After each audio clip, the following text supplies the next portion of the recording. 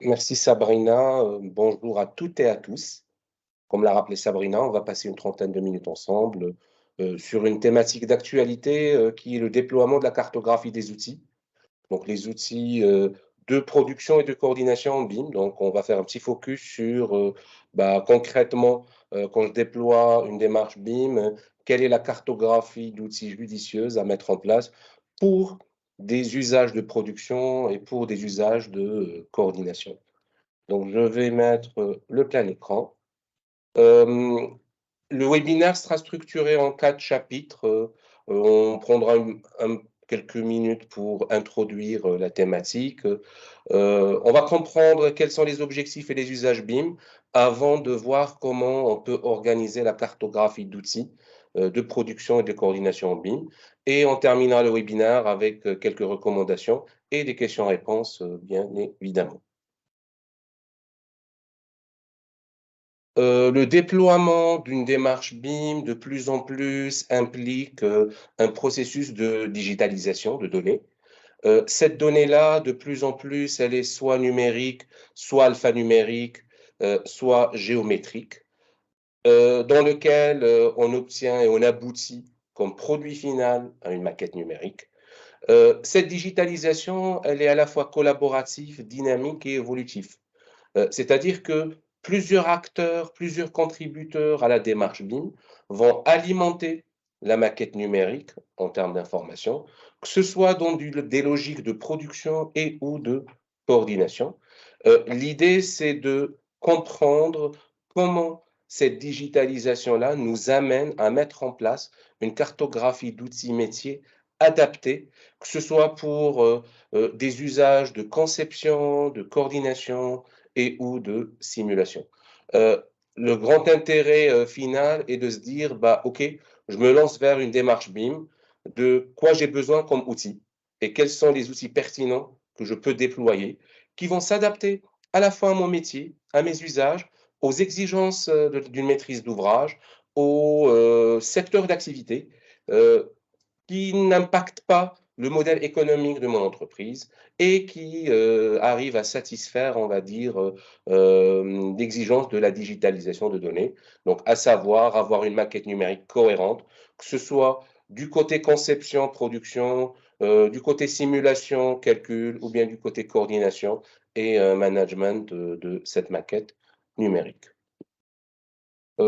Avant de rentrer dans le vif du sujet, à savoir cette cartographie d'outils de production et de coordination, il est très, très, très important de voir et de comprendre quels sont les objectifs et les usages BIM. Alors, on avait déjà présenté ça lors d'un précédent webinaire. Là, ce sera plus une petite piqûre de rappel hein, pour se dire que un objectif BIM va nous permettre, on va dire, de décliner des usages BIM. Les usages BIM vont permettre, on va dire, à mettre en place des usages métiers en fonction de la discipline à laquelle on appartient. Et les usages métiers vont nous permettre d'identifier précisément les livrables associés. Les usages métiers et les livrables associés vont nous permettre d'identifier précisément une cartographie d'outils, qu'on soit monodisciplinaire ou multidisciplinaire, suivant le secteur d'activité auquel on appartient. Donc, pour rappel, un objectif BIM, c'est un objectif général. L'usage, c'est le comment.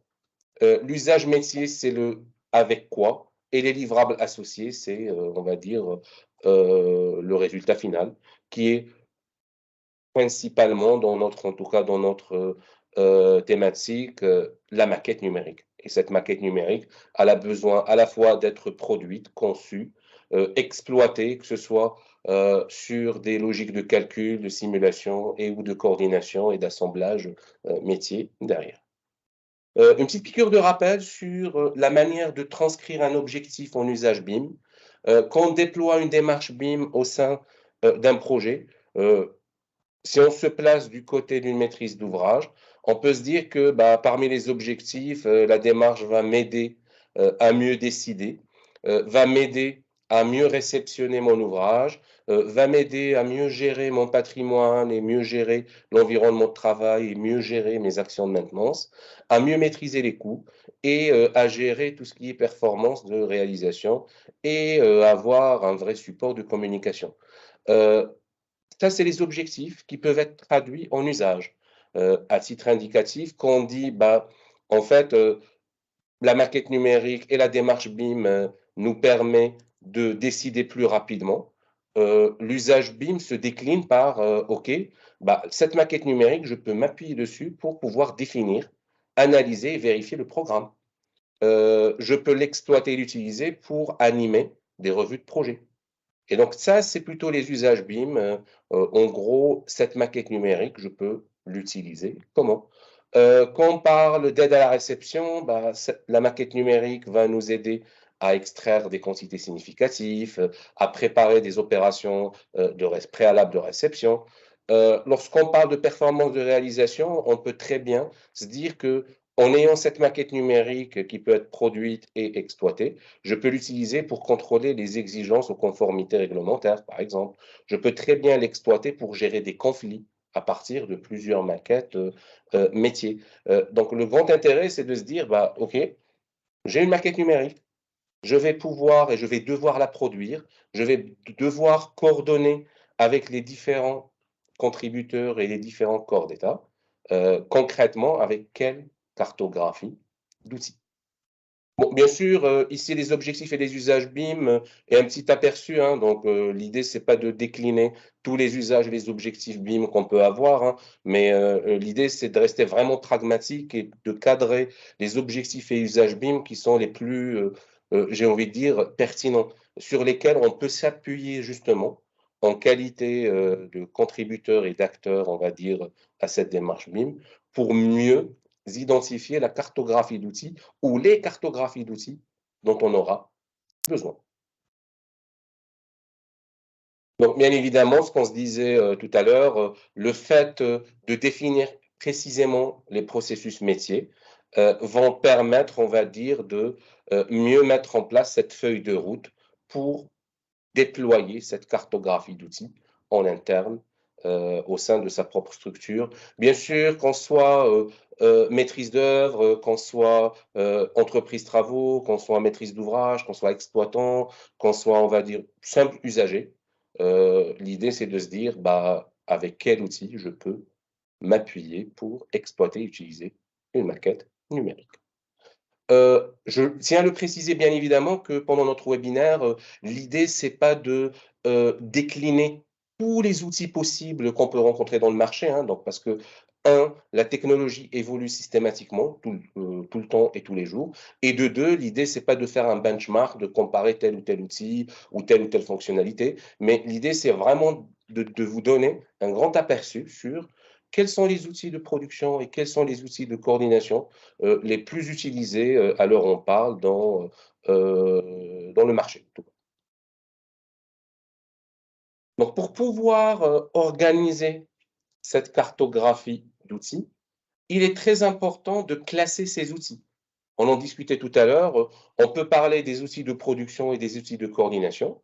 Donc, dans les outils de production, qu'est-ce qu'on entend par production? On entend tout ce qui est conception et réalisation de maquettes numériques. Donc concrètement, ça va se traduire par quel logiciel je vais utiliser pour élaborer cette maquette numérique. Ensuite, dans production, on inclut aussi simulation et calcul. J'ai une maquette numérique qui est conçue, qui est produite. Comment je peux l'exploiter pour faire des simulations acoustiques, des simulations thermiques, des simulations parasismiques, des simulations d'éclairement, par exemple. Ensuite, on peut se dire, bah, je pars sur des projets de réhabilitation où je dois, on va dire, modéliser l'existant. Là, on peut inclure tout ce qui est levé et relevé de l'existant. Donc, concrètement, avant d'élaborer ma maquette numérique, comment je peux scanner l'existant, via quel outil, comment je peux traiter, on va dire, les scans de l'existant. Donc, tout ça, toutes ces thématiques-là, on peut les inclure dans, on va dire, ce qu'on appelle les outils de production au sens plus large. Vient par la suite ce qu'on appelle les outils de coordination. Donc, les outils de coordination, c'est, bah, OK, j'ai une maquette numérique qui a été conçue, qui a été utilisée pour faire diverses simulations. J'aimerais bien l'utiliser en vue de visualiser, de me balader à l'intérieur, de détecter des conflits entre différents lots, par exemple, de faire du contrôle réglementaire. Et donc, toutes les thématiques liées à la visualisation, l'agrégation, la détection et les contrôles, on peut les inclure dans tout ce qui est coordination et donc tout ce qui est outils de coordination. Alors, bien sûr, il y aura d'autres rubriques, hein, donc des outils, lorsqu'on déploie, on va dire, une démarche BIM, on peut parler d'outils de chiffrage, d'outils, on va dire, de planning, d'outils de management pur et dur, d'outils de reporting. Pendant notre webinaire, l'idée était de se concentrer principalement, on va dire, sur les outils de production et les outils de coordination. Donc, avant de déployer cette cartographie d'outils, il faut bien noter que ces outils-là s'adressent à des destinataires. Donc, ces destinataires-là, ça peut être soit un maître d'ouvrage, ça peut être soit un architecte, soit un exploitant, soit un mainteneur, soit un ingénieur, structure, réseau, fluide, VRD, soit un paysagiste, soit un bureau de contrôle, soit un géomètre, ou autre, j'ai envie de dire. Donc, tout acteur qui participe à l'acte de construire et de bâtir à ce moment-là.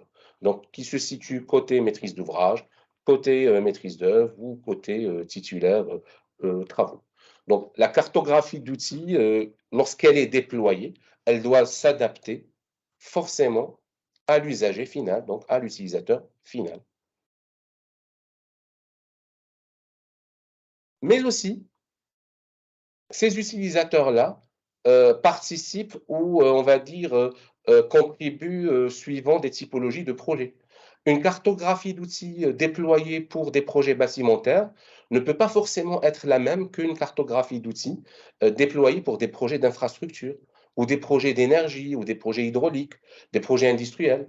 Donc, on ne traite pas, on va dire, avec un outil spécifique, un hôpital de la même manière qu'on traite une usine chimique, par exemple.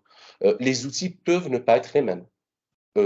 À l'inverse, on peut se retrouver dans des situations où on peut déployer les mêmes outils pour plusieurs types de projets. Mais ce que je veux dire par là, c'est que la typologie de projet, le secteur d'activité est aussi déterminant pour pouvoir identifier précisément cette cartographie d'outils qui permet, on va dire, de répondre aux besoins métiers. Un ouvrage souterrain, une route, un aéroport, un port, une centrale nucléaire, même si la démarche BIM peut être déployée pour ces typologies de projets, la cartographie d'outils peut être bien évidemment différente.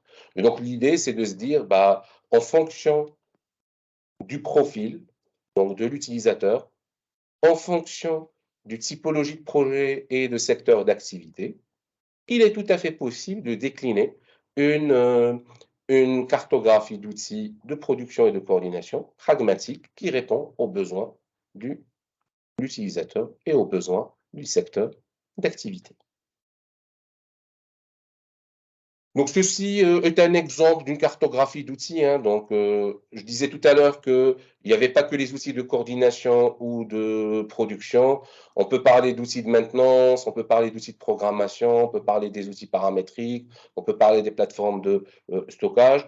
L'idée, c'est que qu'on soit maître d'ouvrage, qu'on soit maître d'œuvre, ou entreprise travaux, ou exploitant, ou tout acteur qui participe à l'acte de construire, il est préférable d'avoir sa propre feuille de route, des outils qui sont utilisés et déployés dans sa propre structure.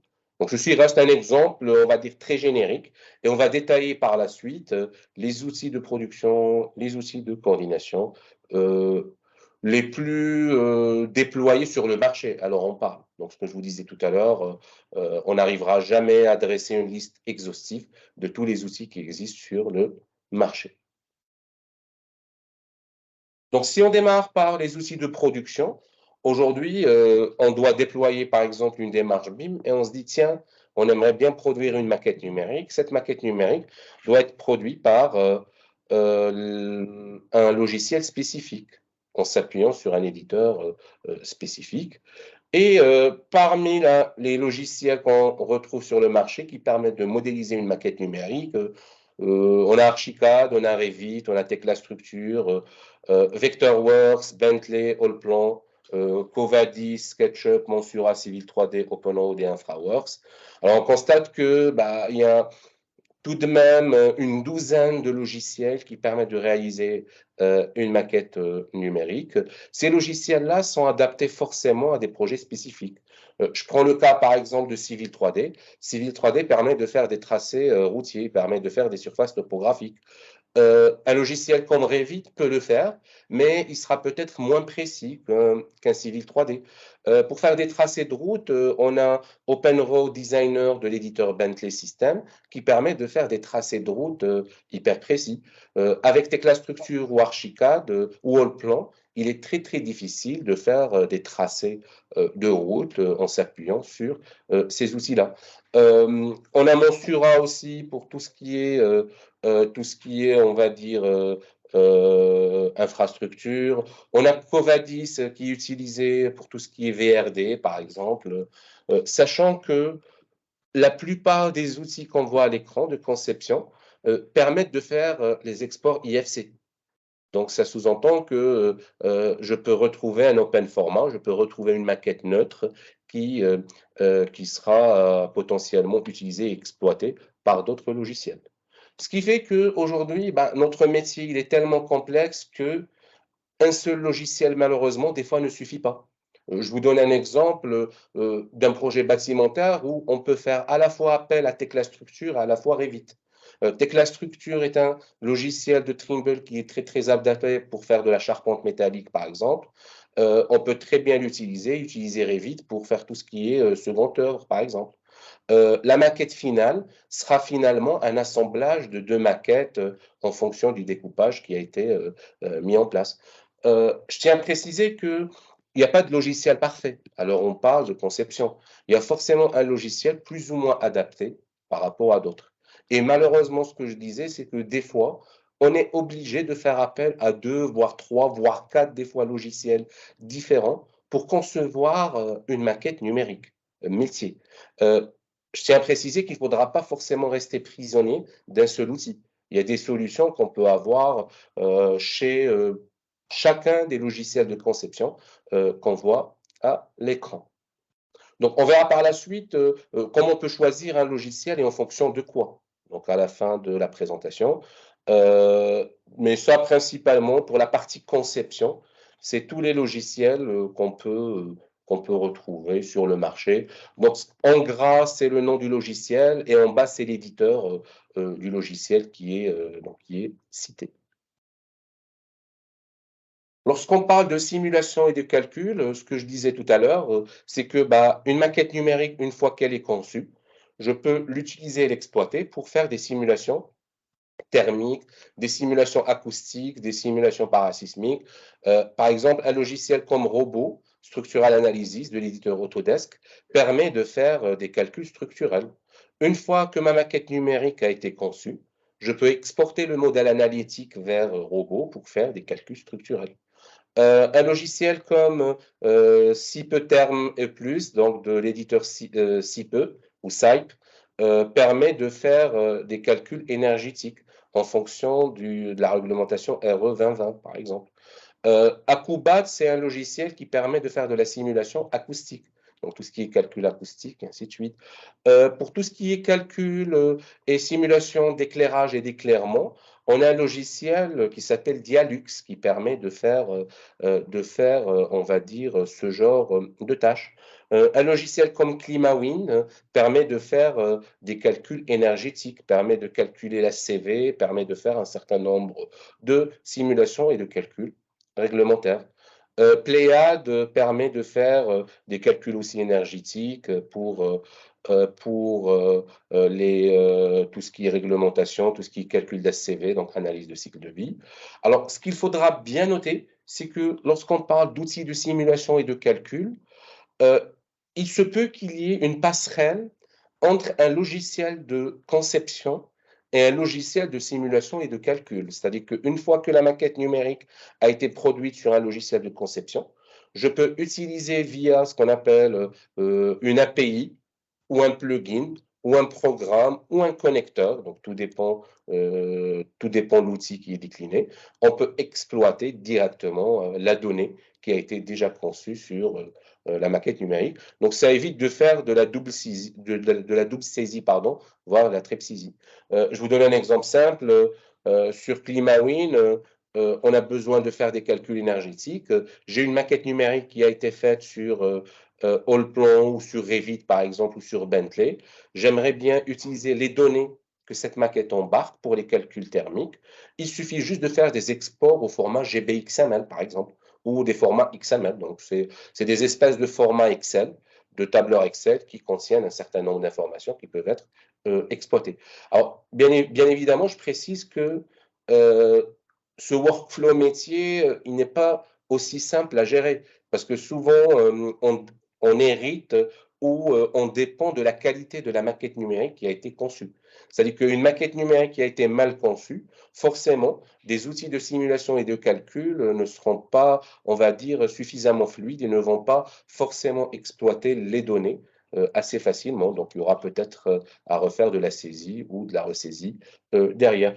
Caneco est un logiciel qui permet de faire du dessin et des schémas électriques, par exemple.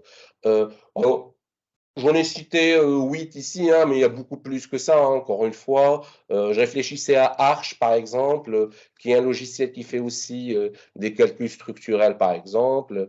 Et on peut avoir d'autres, hein, bien évidemment, qui répondent à des logiques de simulation et de calcul.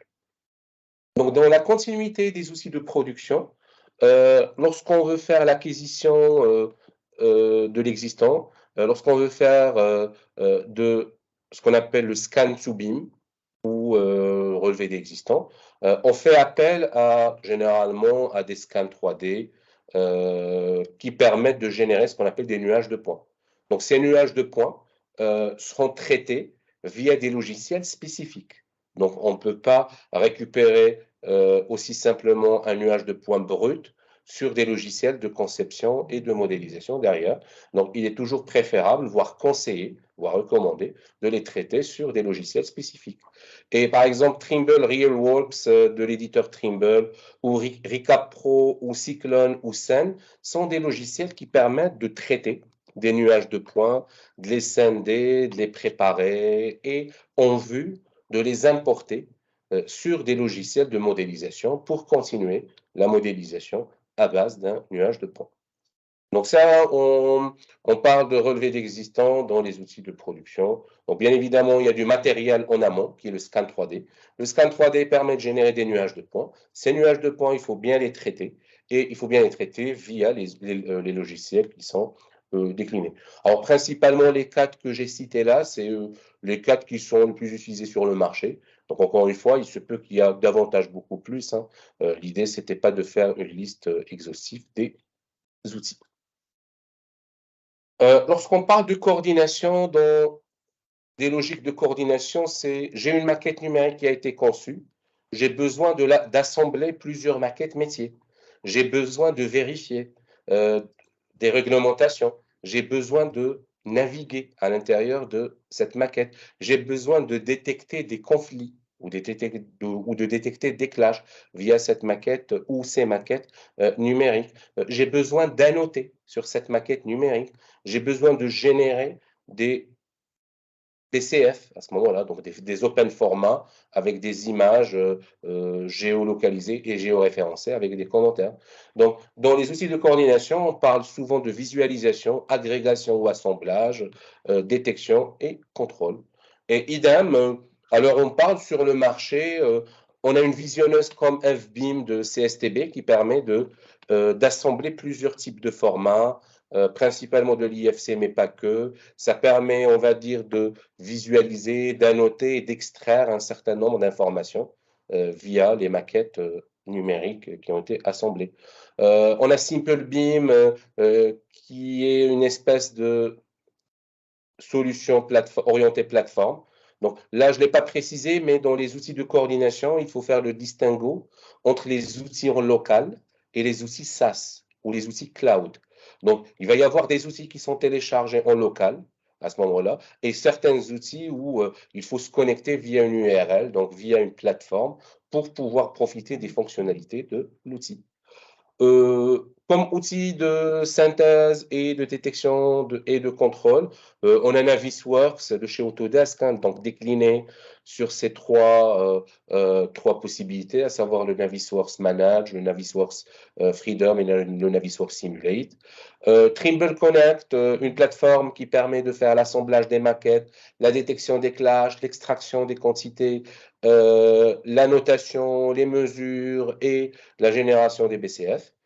BIM Collab Zoom aussi via sa solution locale qui permet de générer des vues intelligentes, des assemblages de maquettes, des détections des conflits, des extractions de quantités aussi. Solibri Model Checker, BIM Trap, BIM Collaborate Pro, donc avant c'était BIM 360, maintenant le nom a changé, donc c'est dans ACC Autodesk Construction Cloud, où on retrouve BIM Collaborate Pro, qui est la plateforme qui permet d'assembler plusieurs maquettes ou suivant les différents formats et faire soit de la visualisation, soit de la détection ou de contrôle. BIM Vision et Revisito, qui sont aussi des outils qui sont fréquemment utilisés. Donc, les outils de coordination, alors on en voit de plus en plus, hein, surtout via des solutions cloud ou SaaS. Donc, l'idée, c'est de bien ou de mieux choisir la solution adaptée à ses besoins.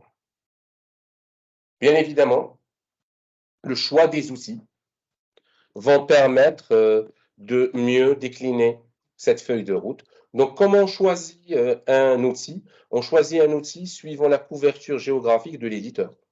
Par exemple, si on veut un éditeur français, il faut qu'il soit situé en France. Il faut bien que la couverture géographique soit assurée. Suivant le type de projet. On en parlait tout à l'heure, mais on ne peut pas choisir un logiciel qui n'est pas forcément adapté à de l'infrastructure linéaire ou ferroviaire, par exemple. Donc, des logiciels qui permettent de répondre à un besoin suivant le type de projet est hyper important aussi. Pour pouvoir choisir un outil, on s'appuie aussi sur le coût et le modèle économique.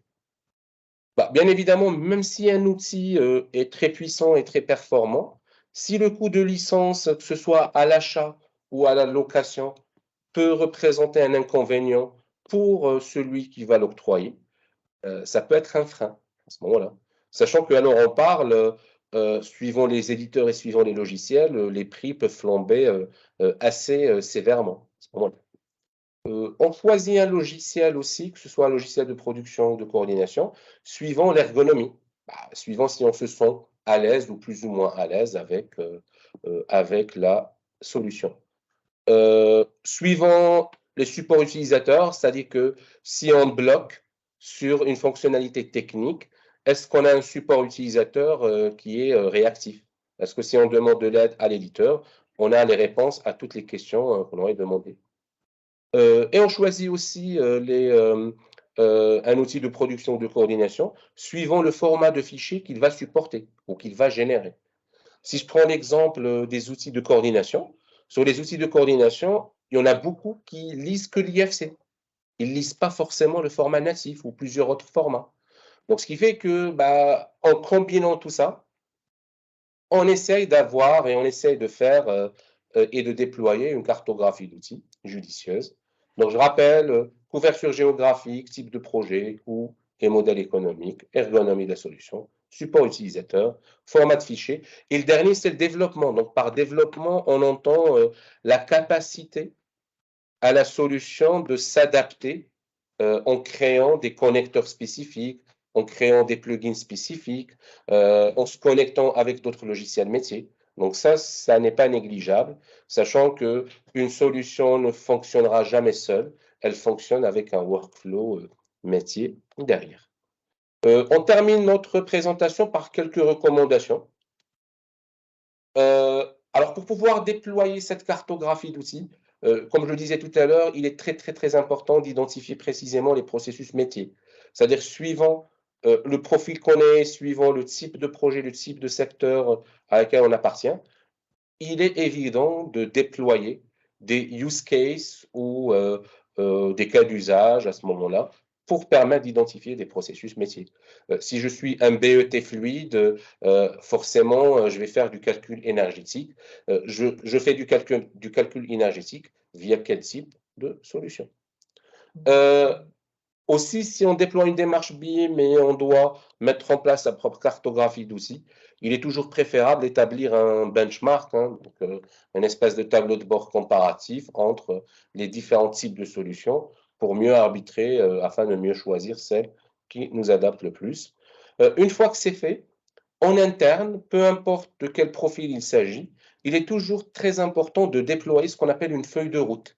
Une feuille de route qui va permettre d'expliquer aux différentes parties prenantes en interne quels sont les logiciels qui sont utilisés, avec quelle version et comment. Est-ce qu'il y a des modes opératoires? Est-ce qu'il y a des foires à questions? Et ainsi de suite. Donc, quand on intègre une entreprise, peu importe le profil, il est toujours préférable de savoir quels sont les outils de l'entreprise dans cette démarche BIM pour faire de la coordination et de la production. Et on le répète à chaque fois, suivant les ambitions d'une maîtrise d'ouvrage, il faut toujours cadrer les exigences BIM. Aujourd'hui, une maquette numérique, si elle est produite, on peut faire beaucoup de choses avec, mais ça dépend, à quel coût. Ça dépend, est-ce que ça va être rapide ou pas. Et de trois, est-ce que ça apportera une vraie valeur ajoutée ou pas. Donc, tous les usages qu'on avait déclinés tout à l'heure, il faut bien les cadrer afin de se dire, bah, OK, j'ai cette maquette numérique qui a été conçue, qui a été assemblée, qui a été vérifiée, comment je peux l'exploiter davantage. Et voilà donc les quatre grandes recommandations sur le déploiement d'une cartographie d'outils en s'appuyant sur les usages métiers.